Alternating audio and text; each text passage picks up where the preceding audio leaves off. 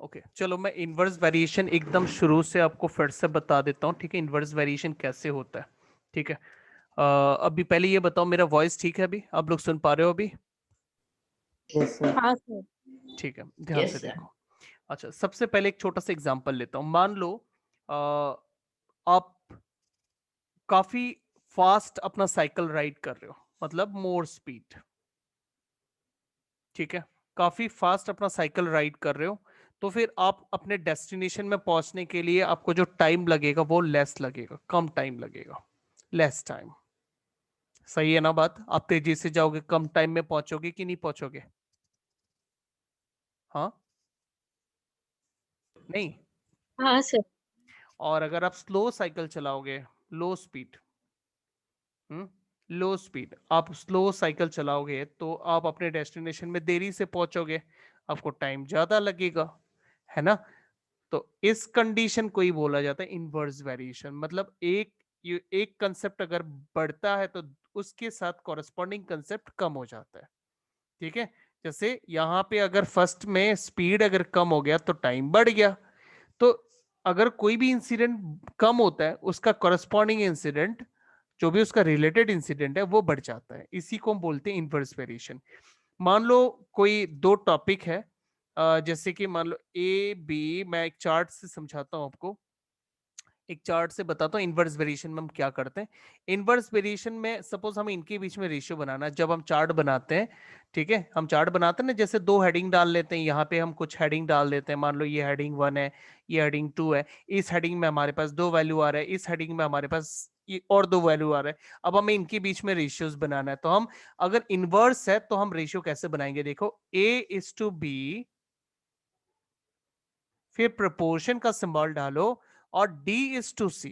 हम इसको उल्टा कर देंगे, इनवर्स मतलब ही उल्टा होता है। A:B और या D:C, D:C हम ऐसे लिखेंगे। लेकिन अगर यही चीज डायरेक्ट होता ना, तो हम पता कैसे करते हैं in case of direct? Direct में हम इसको करते हैं ऐसे, ए बी और सी डी मान लो यहाँ है, तो हम ए से बी करते ना, A:B। तो डायरेक्ट का मतलब यहाँ पे डायरेक्ट सेम, डायरेक्ट मतलब डायरेक्शन सेम। तो A to B है तो यहाँ भी C to D होता, C:D। तो देखो फर्क कहां पर आ रहा है, ये पार्ट तो यहाँ सेम है, लेकिन फर्क आ रहा है राइट साइड में। देखो C:D बन गया, इनवर्स में D:C। तो इसी को बोलते हैं इनवर्स। मतलब इसमें डायरेक्ट में डायरेक्शन सेम और इनवर्स में डायरेक्शन ऑपोजिट। बस इतना आप याद रखो, सारे सम्स इस कंसेप्ट को यूज करके आप कर लो, आपका सम हो जाएगा। जैसे यहाँ पे हम क्वेश्चन नंबर 3 को करते हैं। देखो ये सेकंड एक्सरसाइज है 13.2। तो 13.2 यहाँ पे और भी क्वेश्चन है, नंबर 2 भी है। तो मैं आपको एक सम करके दिखाता हूँ, नंबर 3 करके दिखाता हूँ। नंबर 3 देखो, नंबर 3 में आपको दिखाता हूँ। देखो यहाँ पे आप डायग्राम देखोगे तो भी आपको समझ में आएगा। देखो यहाँ पे ये जो है ना व्हील में, इसे बोलते हैं स्पोक। ये देखो इस व्हील में 3 स्पोक है, spoke 1, spoke 2 and spoke 3, 3 spoke है। सर आपका स्क्रीन पॉज हो गया। अभी अभी आ रहे हैं, देखो एक बार। ओके तो देखो यहाँ पे जैसे कि अगर 3 स्पोक है ना, तो एंगल का आप साइज देखो यहाँ पे, ईच एंगल आपको 120 डिग्री का मिलेगा, 120 डिग्री। क्योंकि टोटल कितना होता है, टोटल कितना होता है, एक राउंड होता है 360 डिग्री का। और अगर 360 डिग्री है और आप 3 स्पोक से इसको 3 हिस्सों में बांटते हो, तो ईच पार्ट 120 डिग्री का होगा। लेकिन यहां पे देखो स्पोक के नंबर्स बढ़ गए, स्पोक 1, स्पोक 2, स्पोक 3, 4, 5, 6, 6 स्पोक आ गया। 6 स्पोक आने से क्या हो गया, ये जो एंगल का साइज यहाँ है ना, वो देखो कम हो गया। यहाँ देखो एंगल का साइज कितना बड़ा था, लेकिन यहाँ देखो एंगल का साइज काफी छोटा हो गया, है ना। ये 6 पार्ट में बढ़ गया। अभी अगर टोटल 360 डिग्री को आप है ना 6 पार्ट में बांटते हो, तो ईच पार्ट आपको 60 डिग्री का मिलेगा। तो 60 60 60 60 इंटू 6 कर दो ना, 60 इंटू 6, तो आपको 360 डिग्री मिलेगा। मतलब जैसे जैसे स्पोक बढ़ रहा है, एंगल का साइज कम हो रहा है। यहाँ देखो स्पोक और बढ़ गए, 1 2 3 4 5 6 7 8, 8 स्पोक आ गए। तो यहाँ पर एंगल का साइज भी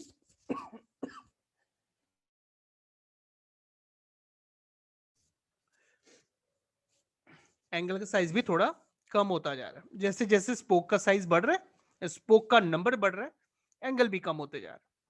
तो देखो स्पोक बढ़ रहे हैं, एंगल कम हो रहे हैं, तो इनवर्स केस है ना। तो हम इसको रीजनिंग ऐसे डालेंगे क्वेश्चन नंबर 3 में। ये देखो ये टेबल है, हमें यहाँ पर दो वैल्यू दिया हुआ है, मतलब इन दो नंबर ऑफ केसेस में आपको एंगल बताया है कि 4 स्पोक होने से कंसेक्यूटिव स्पोक के बीच का एंगल 90 डिग्री होगा। कंसेक्यूटिव मतलब क्या, कंसेक्यूटिव स्पोक का मतलब दो स्पोक के बीच का एंगल, उसे बोलते हैं एंगल बिटवीन कंसेक्यूटिव स्पोक्स। तो 4 स्पोक होने से एंगल 90 होगा, 6 स्पोक होने से एंगल 60 होगा, 8 स्पोक होने से कितने होंगे, 10 होने से कितने होंगे, 12 होने से कितने होंगे, ये हमें पता लगाना है। तो एक बार के लिए मैंने इनको x1 x2 x3 ले लिया। अच्छा अब इसको रीजन के साथ हम करते हैं। क्वेश्चन नंबर 3, क्वेश्चन नंबर 3 देखो,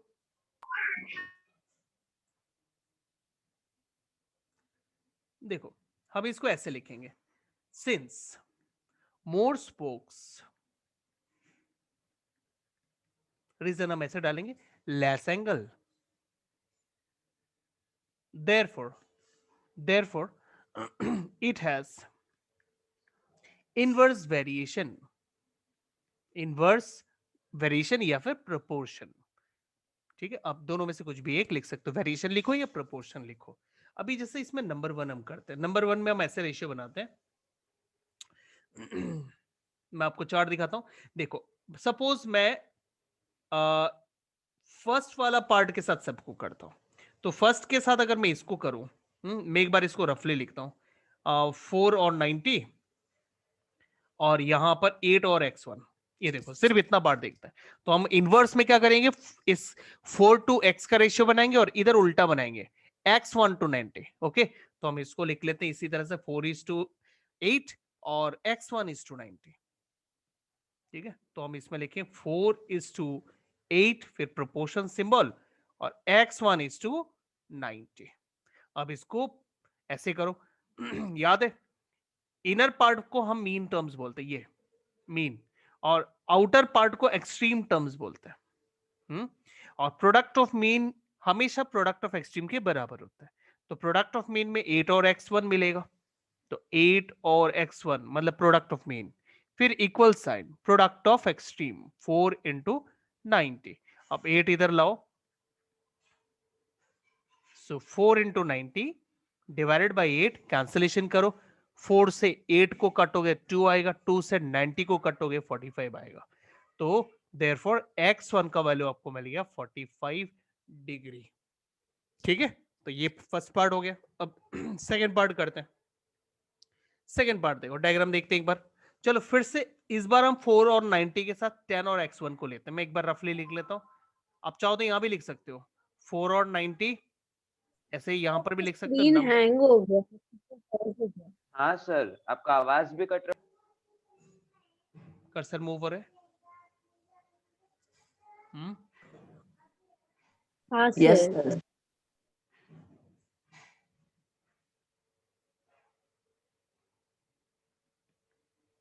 सर ये हम लोग को स्कूल में कुछ ऐसा कराया था कि x1 y1 equals x2 y2। x1 y1, हाँ sir, x2 y2 equals x2 y2। एक ही बात है, मल्टीप्लाई करने से तो वही आता है। डायरेक्ट करवाया ना आपके स्कूल में।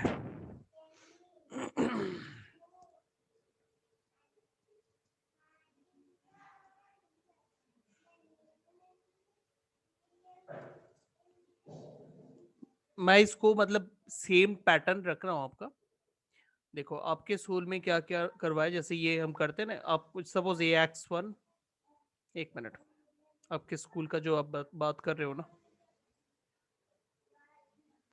स्कूल वाला भी फॉलो कर सकते हो, बात एक ही है। x1 y1 x2 y2 ऐसे है ना। मैं क्या करवा रहा हूं आपको, x1 x2, फिर प्रोपोर्शन, फिर कैसे करवा रहा हूं, नीचे बताओ कैसे करवा रहा हूं। नहीं, नीचे वाला कैसे लिखते हैं इनवर्स में, अगर ऊपर वाला x1 to x2 है तो नीचे वाला कैसे लिखेंगे। Sir y2 y1। हाँ, y2:y1। अब प्रोडक्ट ऑफ एक्सट्रीम करो, पहले करो, क्या आ रहा है, x1 y1 आ रहा है कि नहीं आ रहा। फिर equals, product of mean sir करो। आपका स्क्रीन बहुत हैंग हो रहा है, कुछ लिखा हुआ ही नहीं आ रहा। हाँ सर। हाँ सर। काफी प्रॉब्लम हो रहा है ना। सर मेरा क्लियर आ रहा है सर, सच में। सर सर मेरा हैंग हो रहा तो है कुछ बीच ज्यादा ही बीच में। लेट हो रहा है। सर लेट लेट आ रहे हैं सर, ओके, आ रहे कोई पर बहुत। वॉइस सुनाई दे रहा है? वॉइस सुन पा रहे हो? सर हाँ वॉइस सर। भी कट रहा है सर हाँ वॉइस सर। बीच बीच में। तो वॉइस तो ठीक है मेरे साइड। वॉइस में सर मेरा सब क्लियर है। तो देखो, आपके स्कूल में इन्होंने ये स्टेप डायरेक्टली लिखा है, ठीक है, और मैंने इसको प्रॉपर एकदम शुरू से ही आपको बताया, बस एक स्टेप का ही फर्क है। तो इससे क्या हो जाएगा ना, आपको ये चीज याद रहेगा कि डायरेक्ट में आप x1 to x2 y1 to y2 करना, और इनवर्स में बस नीचे वाले को उल्टा कर देना।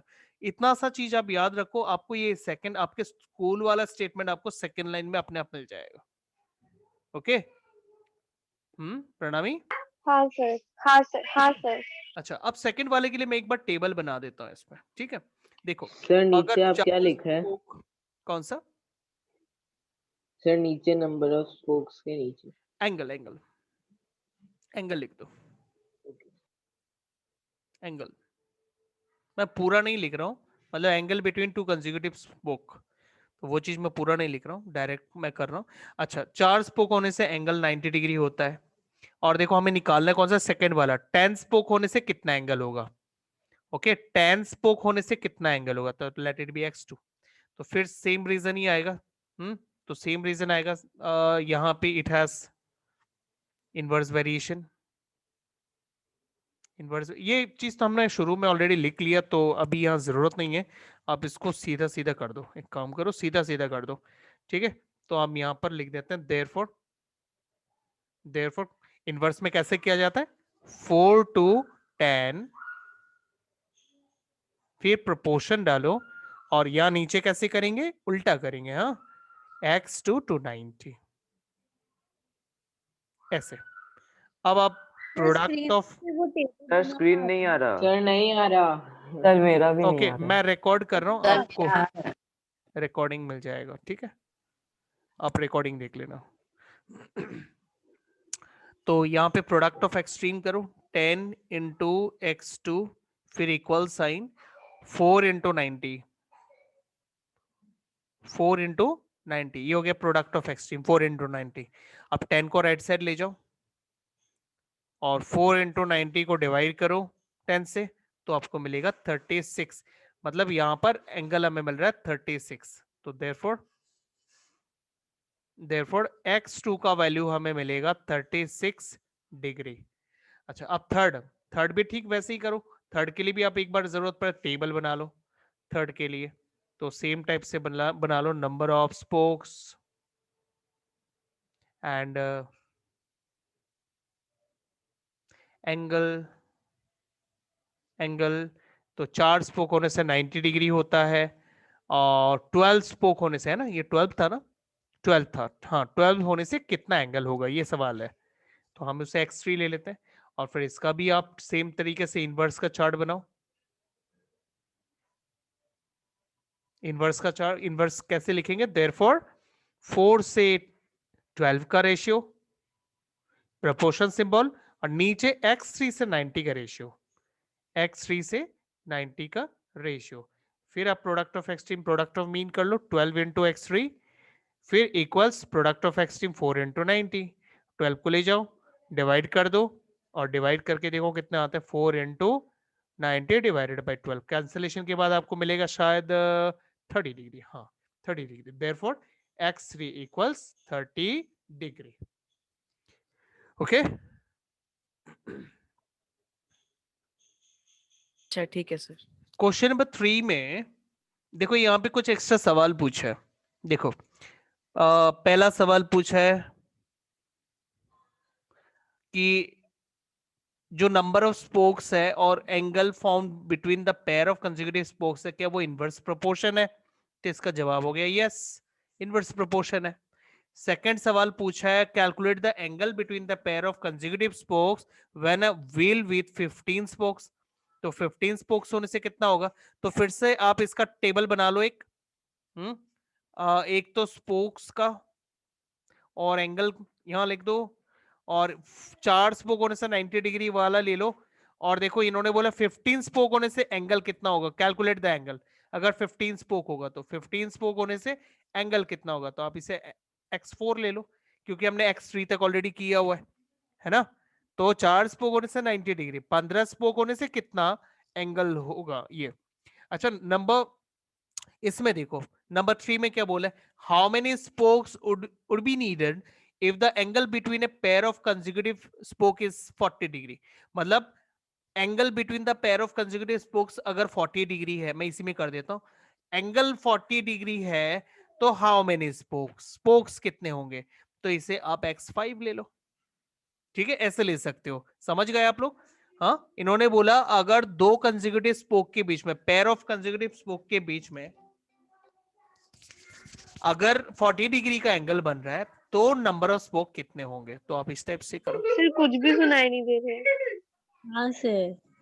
हाँ सर। नंबर 3 हो जाएगा। फिर इस तरह से रेशियो बना हाँ लो आप सर। इसमें से 4:x5, फिर proportionate to 40 degree to 90 degree. तो नंबर 3 आप ऐसे सॉल्व कर सकते हो। तो अभी बस मैं आपको ना सबका एक बार चार्ट बना के दिखा देता हूँ। नंबर 4 देखो नंबर 4 देखो, लिखा है if a box of sweet is divided among 24 children they would get 5 sweets each. मतलब अगर आप एक बॉक्स में मिठाई है, इन मिठाई को अगर आप 24 चिल्ड्रंस में बांटोगे तो हर चिल्ड्रन को 5 स्वीट करके मिलेगा। लेकिन अगर उसी बॉक्स के मिठाई को आप 20 चिल्ड्रन में बांटोगे, क्यों 20 चिल्ड्रन, देखो क्या लिखा है, if the number of children is reduced by 4, मतलब 4 चिल्ड्रन अगर कम हो गए तो 20 चिल्ड्रन बचे ना। तो बोल रहे अगर आप 20 चिल्ड्रन में बांटोगे उन्हीं मिठाई को, तो फिर how many would each get, तब एक बच्चे को कितना स्वीट करके मिलेगा। ओके, समझ में आ रहा है। एक बॉक्स में मिठाई है, उन मिठाई को अगर आप 24 चिल्ड्रन में बांटोगे तो हर एक बच्चे को 5 स्वीट मिलेगा।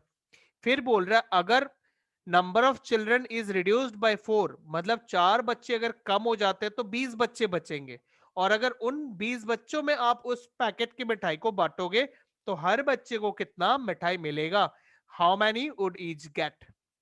क्वेश्चन समझ में आ गया। हाँ सर। चलो मैं इसका टेबल बना के दिखाता हूँ। क्वेश्चन नंबर क्या है ये 4। इसका टेबल आप ऐसे लिखो, नंबर ऑफ चिल्ड्रन,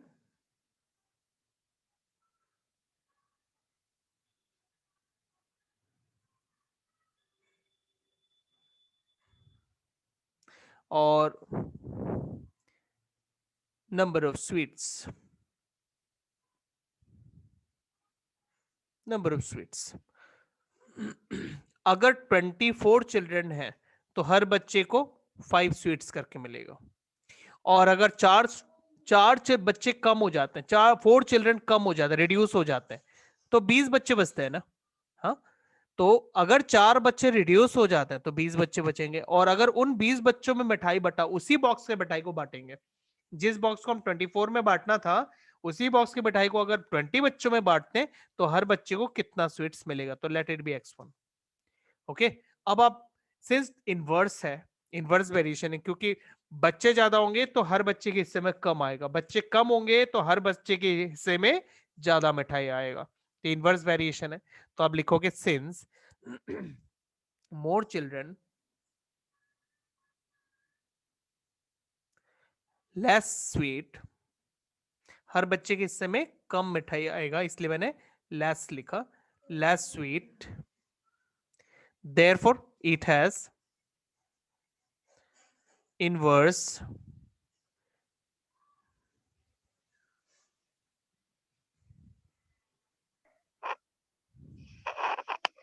सर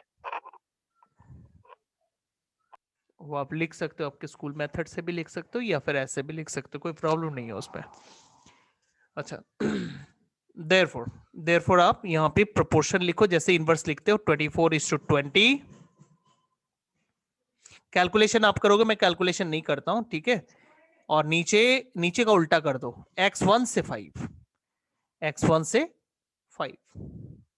ठीक है, इस तरह, और इसको आप सॉल्व कर दो, x1 आपको मिल जाएगा, फिर आप कंक्लूजन डाल देना। Therefore number of sweets for each children equals जो भी रिजल्ट इसका आएगा। ठीक है, अच्छा नेक्स्ट क्वेश्चन देखो। Number 5, a farmer has enough food to feed 20 animals in his cattle for 6 days. Okay, farmers के पास 20 animals के लिए 6 days का खाना है। How long would the food last if there were 10 more animals in his cattle? ठीक है, 20 animals होने से 6 डेज का खाना है। अगर वही खाना 30 एनिमल्स, अब मैंने 30 क्यों बोला, क्योंकि 10 मोर एनिमल्स आ गए ना, पहले तो 20 तो थे पहले से ही, अब 10 और आ गए तो 30 बना। तो अब 30 एनिमल्स आ गए तो फूड कितने दिन लास्ट करेगा। ठीक है, तो आप इसमें ऐसे करके चार्ट बनाओ, सेम टाइप का होगा ये क्वेश्चन नंबर 5 भी। नंबर 5 इसका चार्ट आप सेम टाइप से बनाओ, number of animals, number of animals, और दूसरा होगा नंबर ऑफ डेज।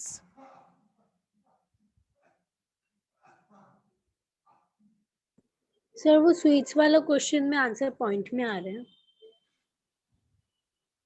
पॉइंट में आ रहा है, हाँ सर। 24 सर इंटू मतलब 5 बाई है। 20, इससे कैंसिल किया तो 4 आया, 4 से डिवाइड किया 6 है। क्या पॉइंट में आ रहा है? प्रोडक्ट ऑफ मीन कितना होता है? ये मीन है, ये दोनों मीन है। हाँ, तो मीन लिखोगे तो 20 इंटू x1, फिर हाँ equal sir. Sign, product of extreme, extreme में 24 आ रहा है और 5 आ रहा है एक्सट्रीम में। आपका एक्सट्रीम में क्या आ रहा है? 24 और 5 नहीं आ रहा क्या एक्सट्रीम में? सर वही आ रहे हैं। तो फिर क्यों गलती किया? हाँ, अब 20 नीचे जाएगा तो ठीक ये चीज बनेगा। राइट साइड पे देखो कैसे डेसिमल में आया। 5 से 20 को काटोगे 4 आएगा, 5 4 से 20 होता है, 4 से 24 काटोगे 6 आएगा। हाँ सर हम 25 लिख दिया था। ओके, ठीक कर लो। सर इस क्वेश्चन, क्वेश्चन में सर स्वीट्स वाला में सर हम लोग 24:20 लिए, सर हम लोग 24:5 इज प्रोपोर्शनेट टू x1:20 भी तो ले सकते थे। मैं समझा नहीं, फिर से बोलो। सर मतलब हम लोग 24:20 इज इक्वल्स टू x1:5 लिए, तो सर उसके जगह पे 24:5 इक्वल्स x1:20 भी तो ले सकते थे। अच्छा इसमें नहीं नहीं, ऐसा करने से नहीं होगा ये। 24:5 नहीं नहीं हाँ नहीं, सर। नहीं होगा ऐसे, ये क्रॉस वे में करोगे तो होगा। 24:x, ठीक है, 24:x हाँ और सर। 20:5 ऐसे करो, क्रॉस वे में करने से होगा। ठीक है, दूसरा तरीका है क्रॉस वे, ABCD, तो क्रॉस वे में करो तो हो जाएगा। ठीक है, सर मतलब ऊपर नीचे नहीं कर सकते क्या? नहीं नहीं नहीं, ठीक है सर। ऊपर नीचे नहीं होगा, क्रॉस वे में होता है। तो क्रॉस वे में करने से भी सेम ही आएगा, A:D, फिर प्रोपोर्शन, और B:C, sorry D:, okay, B:C, हाँ B:C, ये। अब product of extreme, product of mean करोगे तो AC इक्वल्स DB आएगा। अब अगर वो पहले वाला मेथड से करते हो A:B, उसको भी चेक कर लो, A:B, फिर प्रोपोर्शन टू D:C, D:C, इसमें भी product of extreme, product of mean करके देखो, A:C मतलब AC एंड B:D, BD। तो देखो दोनों में सेम रिजल्ट आ रहा है। ये चीज आप चेक करो, ये चीज आप चेक करो, तो आप दोनों में से कोई भी एक कर लो। ठीक है, या तो क्रॉस वे में या तो ऑपोजिट डायरेक्शन वाला मेथड, वो भी हॉरिजॉन्टल में।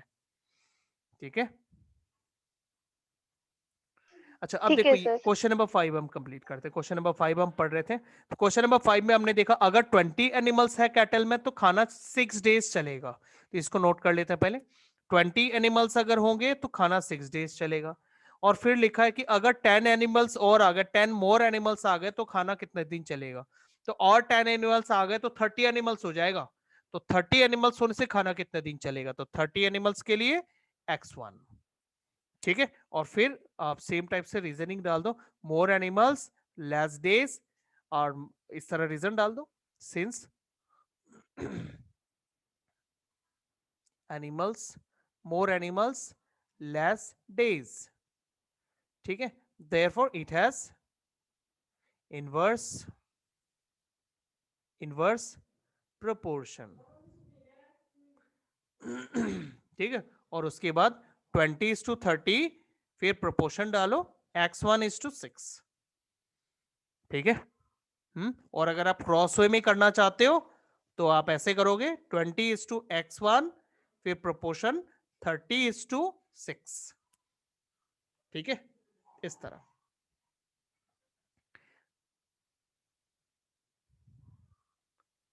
चलो उसको हम एक सवाल और देख लेते हैं.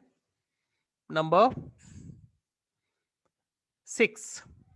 A contractor estimates that 3% would rewire Jasminder's house in 4 days. Okay, मतलब अगर 3% वर्क करेंगे तो 4 days में हाउस रिपेयर हो जाएगा. ठीक है, रीवायर हो जाएगा. और if 4% instead of 3, then how long would they take to complete the job? मतलब 3% होने से 4 days लगेंगे, 4% होने से कितने डेज लगेंगे, ऐसा सवाल है. ठीक है, अगर 3% रिवायर करेंगे तो काम कितने दिन में कंप्लीट हो रहा है, 4 दिन में. लेकिन वहीं पर 4 आदमी 4% अगर रिवायर करेंगे तो फिर जॉब कितने दिन में कंप्लीट होगा. तो ऐसे लिखते हैं नंबर ऑफ पर्सन और number of days. Number 6, question number 6, number of persons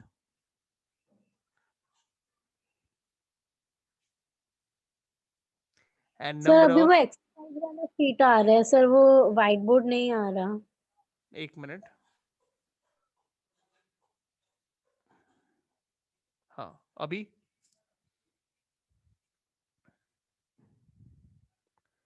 number of days sir नहीं आ रहा इसलिए. सर अभी ठीक. देखो, नंबर ऑफ पर्सन पहले कितने पर्सन थे, 3%, तो 4 डेज. चार्ट में डाल लो 3% तो 4 डेज. फिर देखो नेक्स्ट क्या बोला, 4% होगा तो कितने डेज में काम कंप्लीट होगा 4% होने पर. तो 4% होने पर, एक मिनट थोड़ा सा प्रॉब्लम आ रहा है.